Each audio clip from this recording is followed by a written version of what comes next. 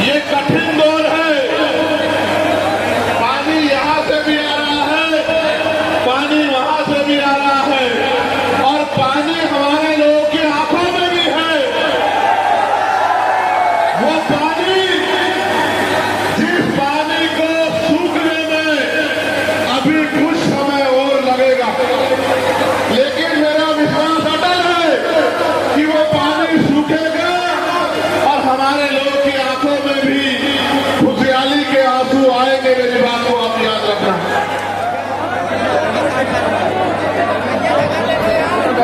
ये मीडिया के साथी जरा अपनी व्यवस्था खुद कर ले, इधर आ जाए, वहां डिस्टर्ब ना करें। थोड़े से आगे आके यहाँ बैठ के आराम से बना लें। स्पीड पकड़वाओ, तेजी करवाओ, बैठ जाइए। बाकी लोग बैठ जाओ।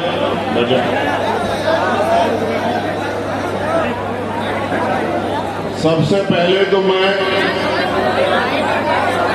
बांदा के साथियों का और इस कार्यक्रम के जो आयोजक हैं, मैं अपने उन सभी साथियों का, यहाँ भीम आर्मी आजाद समाज पार्टी के हमारे सम्मानित कार्यकर्ता नेतागणों का और भाई अनु पटेल जी का बहुत बहुत धन्यवाद करता हूं कि उन्होंने मुझे यहां आने का मौका दिया। साथ साथ इस मंच पर उपस्थित इस क्षेत्र के, प्रदेश के जाने माने सभी सम्मानित वक्तागणों का, जिनमें बहुत ही सीनियर बड़े भाई के रूप में यहां उपस्थित रामेश्वर पवन जी और नीरज भाई पटेल जी, राकेश लोधी जी, रामनिवास वर्मा जी, सुनील निषाद जी और तमाम वो साथी जो यहां उपस्थित हैं, मैं उनका धन्यवाद करता हूं। मैं मानता हूं कि आपको लंबा समय हो गया, ये बात सच है, किसे छिपावा नहीं, और बारिश भी बहुत तेज आई है बाहर,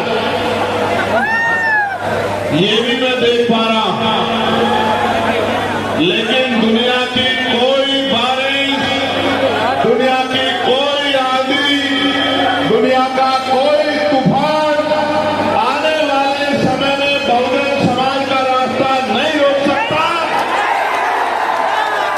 ये मेरा कथन आने वाले 5 से 7 साल में अटल सत्य भारत में होगा। मेरी बात को आप लोग याद रखना। अगर आप 15 से 20 मिनट आराम से बैठ जाएंगे तो मैं अपनी बात रख पाऊंगा। अगर आप अनुशासन तोड़ देंगे तो मैं ये बात स्वीकार कर लूंगा कि बारिश में ज्यादा जोर है और मेरी आवाज में, मेरे संघर्ष में कम जोर है। मैं इस बात को मान लूंगा और स्वीकार कर लूंगा। मैं जानता हूं कि हम बहुजन समाज के लोग तमाम तरह की मुसीबतें सहके, रूखा सूखा खाकर अपने घरों को चलाने का काम करते हैं। सुबह से शाम तक खूब मेहनत करते हैं, खूब कठिनाई उठाते हैं, तब जाकर हमारे घरों तक या हमारे भूखे पेटों तक खाना पहुंच पाता है। ये कठिन दौर है। पानी यहां से भी आ रहा है, पानी वहां से भी आ रहा है और पानी हमारे लोगों की आंखों में भी है। वो पानी, जिस पानी को सूखने में अभी कुछ समय और लगेगा, लेकिन मेरा विश्वास अटल है कि वो पानी सूखेगा और हमारे लोगों की आंखों में भी खुशहाली के आंसू आएंगे। मेरी बात को आप याद रखना। इन नौजवान साथियों को छोड़ के बाकी सब लोग अनुशासित हैं। ये जो नौजवान यहाँ खड़े हैं सामने, एक यही ऐसी टीम है जो अनुशासन तोड़ रही है।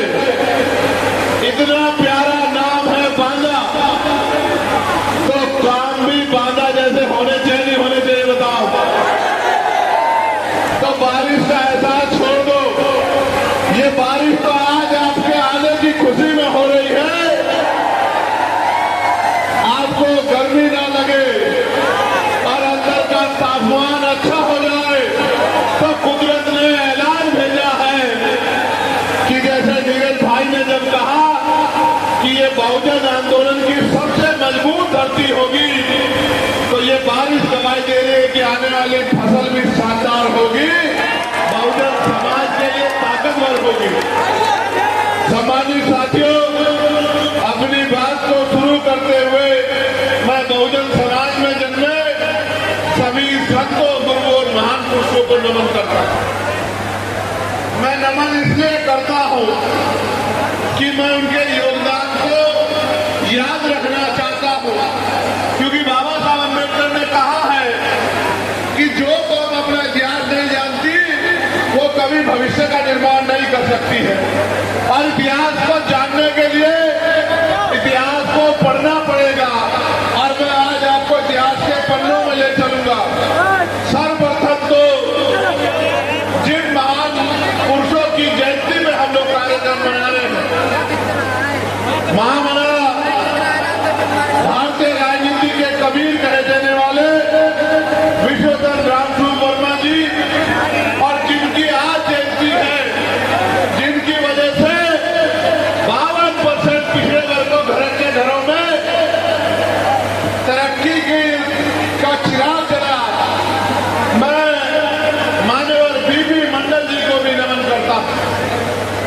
आप जानते हैं, और ये बात उन लोगों को समझनी है जो नौजवान, पुराने सब लोग तो जानते हैं कि बहुजन समाज संगठित कैसे हुआ, पुराने सब लोग तो जानते हैं कि बहुजन समाज में भाईचारा कैसे बना, और पुराने सब लोग तो ये जानते हैं कि जातियों में हमें बांट के कौन हमारा हिस्सा खा रहा है, और जातियों को अगर तोड़ के हमने बहुजन समाज में भाईचारा स्थापित कर लिया, तो फिर हम इस देश में हाथ फैलाने वाले नहीं, देने वाले लोग बन जाएंगे, ताकतवर लोग बन जाएंगे। वो दिन भी हमसे दूर नहीं होगा।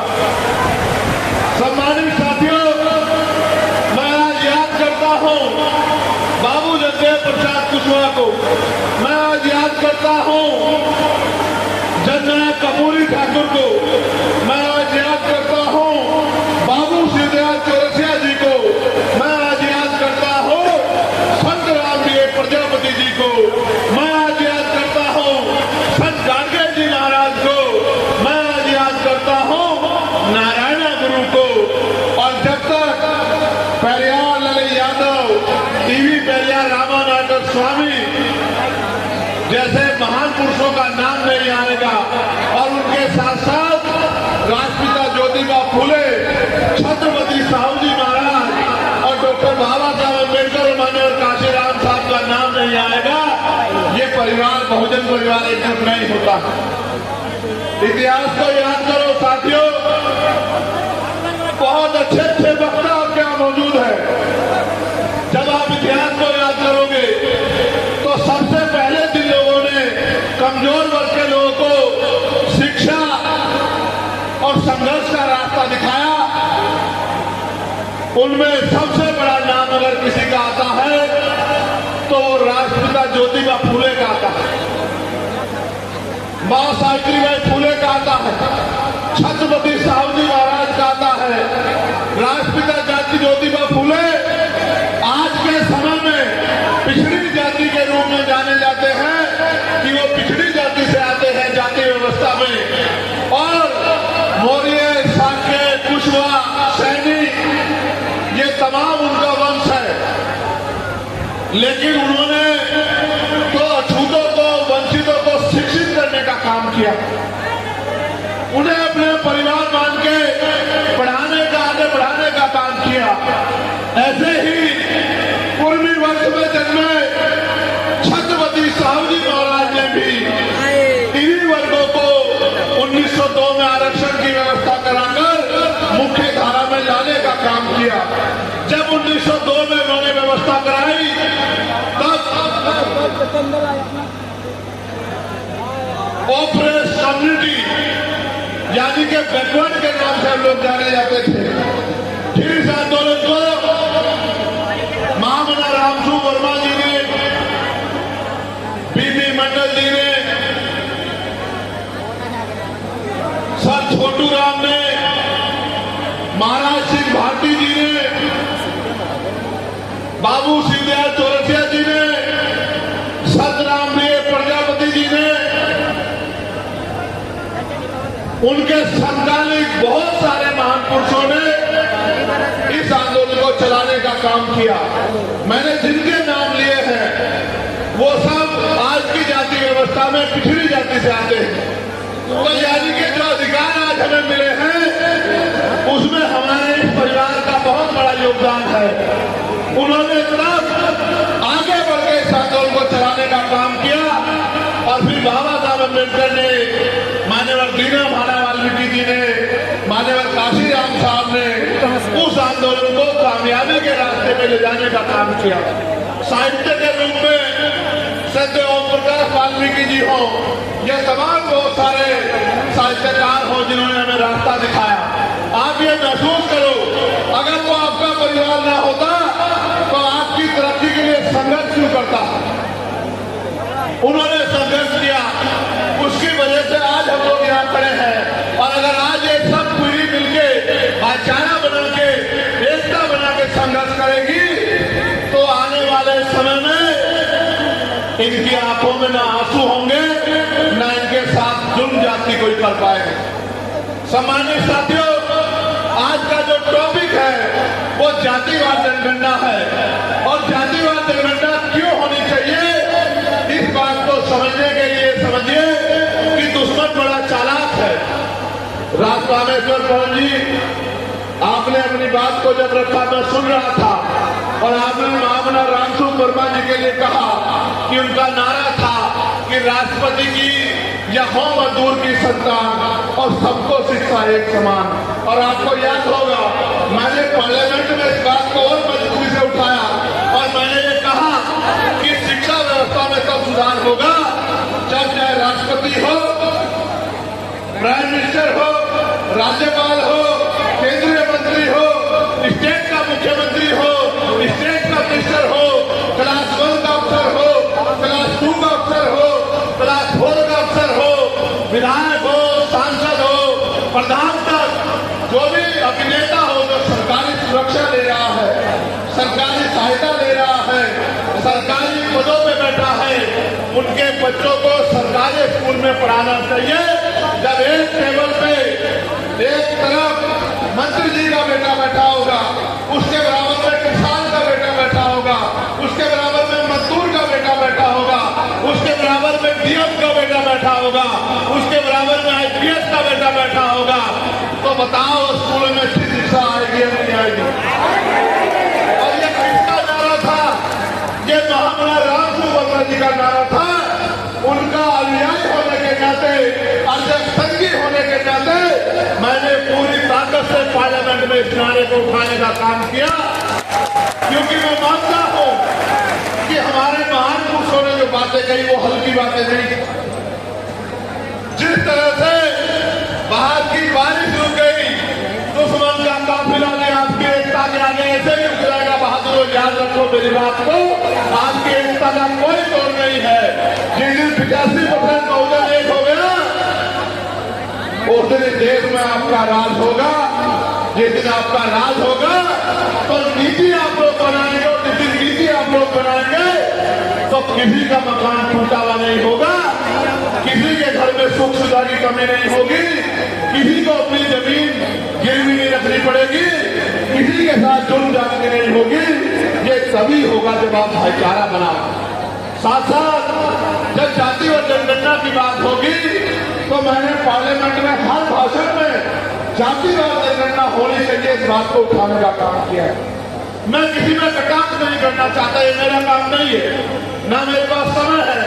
लेकिन आप याद करो, जिन पार्टियों ने जाति और जनगणना का आरक्षण का झंडा उठा के उत्तर प्रदेश में और देश में चुनाव लड़ने का काम किया, हम वंचित समाज के वोट लेने का काम किया, कई स्टेट में उनकी सरकारें हैं, बताओ क्या वो अपने आप जातिवाद जनगणना करा रहे हैं नहीं करा रहे? बताओ, इसका मतलब क्या है?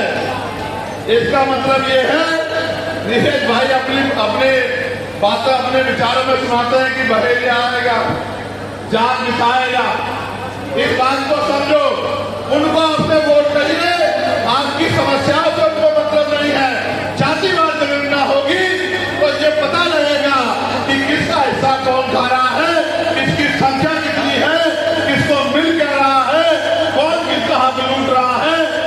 जो भाइयों भाइयों में झगड़ा कराने का काम किया गया है कि आपका हिस्सा उसने खा लिया। मैं गारंटी लेके कहता हूँ, इस मंच के माध्यम से कहता हूँ, वचन दे के कहता हूँ, मेरा वचन अटल है। सूर्य पूरब की जगह पश्चिम से निकल सकता है। अगर मैं समाज के बीच में खड़ा होकर कोई वचन देता हूँ तो मेरी गर्दन तन से तो जुदा हो सकती है, मैं अपने वचन से फिर नहीं करता। मैं आपको वचन देके कहता हूँ, जाति और जनगणना कराइए, आंकड़े जारी कराइए।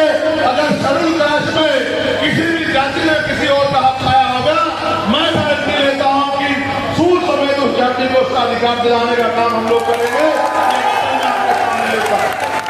हम लोग न्यायप्रिय लोग हैं, हम लोग किसी का हिस्सा खाने वाले लोग नहीं है। लेकिन दुश्मन बड़ा चालाक है। जो एकता हमने 10-12 साल चप्पलें घिस के बनाई थी, उस एकता को तोड़ने के लिए उसने एक जमूला फेंक दिया, वर्गीकरण, क्रीमीलेयर। दुश्मन जानता कि जब कुछ मिलने की बात आएगी तो जिनके मन में इच्छा होगी वो लोग विरोध करेंगे, और जिनको लगेगा कि नुकसान हो रहा है वो भी विरोध करेंगे। मैं आपको विश्वास से कहता हूं, हम अपने भाइयों के हिस्से का कभी विरोध नहीं कर सकते। अगर मुझसे छोटे को या बड़े को कुछ मिलेगा और अगर मैं निकल रही हूं तो मेरी ये जिम्मेदारी है कि मैं अपने हिस्से का टुकड़ा भी उससे आगे कर दूंगा, अपने भाई का पेट खाली भी रहने दूंगा। इस एकता के लिए हमने 14 बलिदान दिए, सड़कों पे लाठियां खाई, मुद्दों की लड़ाई लड़ी, भाईचारा बनाया, लेकिन दुश्मन ने बांटने में समय नहीं लगाया। अब मैं और आगे बढ़ता हूँ। नीरज भाई ने कहा कि सबसे पहले बीपी मंडल जी का माथा टेकना चाहिए। मैं ये कहता हूँ कि माथा टेको या ना टेको, लेकिन बीपी मंडल जी के संघर्ष को मत भूलो। और ये भी याद करो, बीपी मंडल जी को याद क्यों करना है। बीपी मंडल जी ने तो रिपोर्ट पेश की थी कि 52% आबादी है, लेकिन धोखा करके सुप्रीम कोर्ट ने आपको 27% आरक्षण दिया। आज की मांग तो ये है, मैंने पार्लियामेंट में भी उठाई कि अब समय आ गया है कि निजी क्षेत्रों में भी SC, ST, OBC के लिए आरक्षण की व्यवस्था होनी चाहिए। बताओ, होनी चाहिए कि होनी चाहिए? क्यों होनी चाहिए, इस बात को समझिए। आप सब लोग टैक्स देते हैं, स्टेट को भी देते हैं, सेंटर को भी टैक्स देते हैं। अगर आप 1 रुपए का सामान खरीदते हैं तो उस पर 27% टैक्स है। यानी कि अगर किसी परिवार ने 1 महीने में 10,000 रुपए का सामान खरीदा तो 2700 रुपए सरकार के खाते में जाते हैं। आप ये महसूस करो, इन 2700 रुपए में से सरकार हमें देती क्या है? 4 किलो 5 किलो राशन, और उस राशन को देकर उस राशन को हम पे इस तरह का व्यवहार हमसे करती है और इस तरह से सलूक हमसे करती है जैसे हम उनके गुलाम। आप सब जिम्मेदार लोग हैं। बताओ, छोटा सा बच्चा बता देगा, अगर आपने किसी को 100 रुपए दिए और उसने 20 रुपए का सामान दे दिया तो किसका पैसा किसकी तरफ बैठता है? बताओ। और जिसके 80 रुपए उसकी तरफ उसका बैठता है, या जिसने 20 रुपए का सामान दिया किसकी आंखें नीची होनी चाहिए? बताओ, किसकी आंखें नीची होनी चाहिए? मगर यहाँ तो उल्टा हो रहा है। 2700 रुपए जिसको आप देते हो वो आपकी खाल भी खींचता है और 200 रुपए का राशन देके आपको गुलाम बताने की भी बात करता है। और अगर कहीं आप उसको वोट ना दो तो आपको नमक हराम बताने का काम भी करता है। और साथ साथ आपके बच्चों के भविष्य को, उनके अधिकारों को लूटने का काम भी करता है। वो निजीकरण करा के आरक्षण को खत्म करने का काम भी करता है। वो तमाम तरह के सुविधा, लेटरल एंट्री, आउटसोर्सिंग करके आपके बच्चे के भविष्य को जीरो करने का काम भी करता है।